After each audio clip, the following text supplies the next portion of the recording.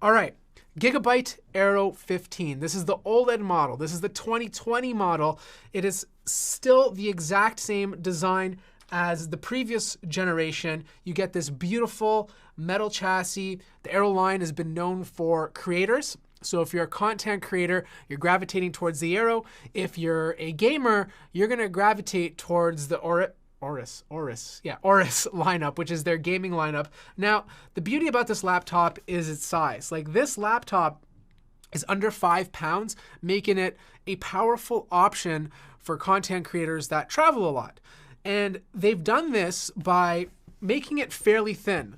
Like, you still get all the similar ports to the previous model, which is a full-size HDMI mini DisplayPort, which a lot of other laptop manufacturers took away, USB 3.0, your audio jack, and then you get a full-size RJ45. On the other side, you have your barrel connector.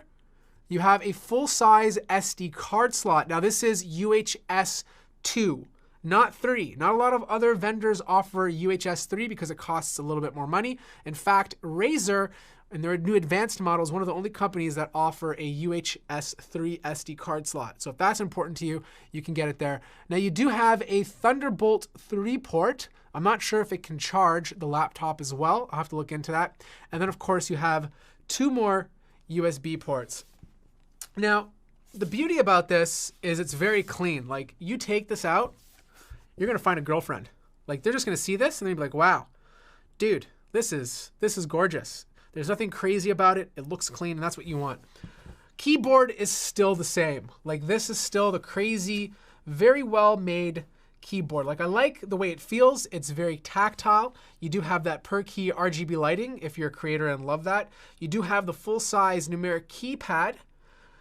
The only thing I don't like about it is just it feels very cramped. And I talked about this with a lot of people, and some people feel like, you know what, I'd rather the keyboard be cramped as long as it includes the numeric keypad, because I would rather have the numeric keypad. Quite honestly, I personally never use one, but there's a lot of people that do.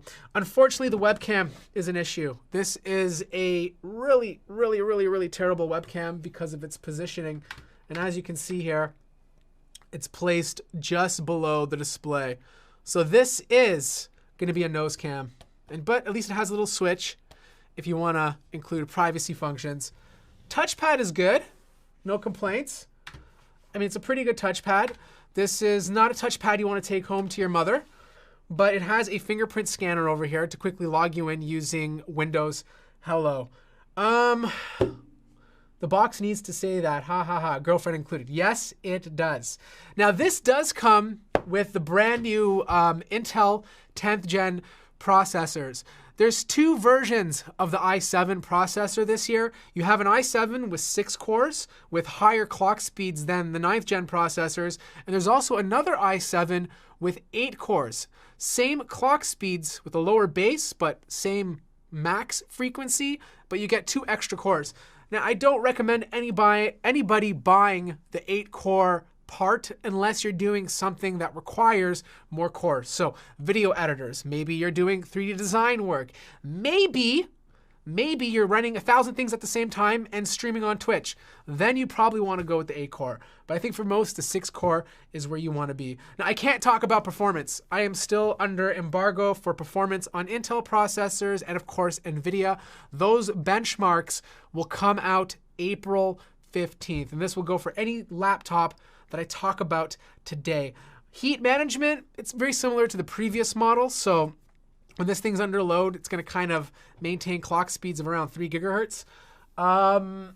But yeah, I mean, you know, it's going to be tough to take advantage of these super high clock speeds. I mean, at the end of the day, these laptops still get hot.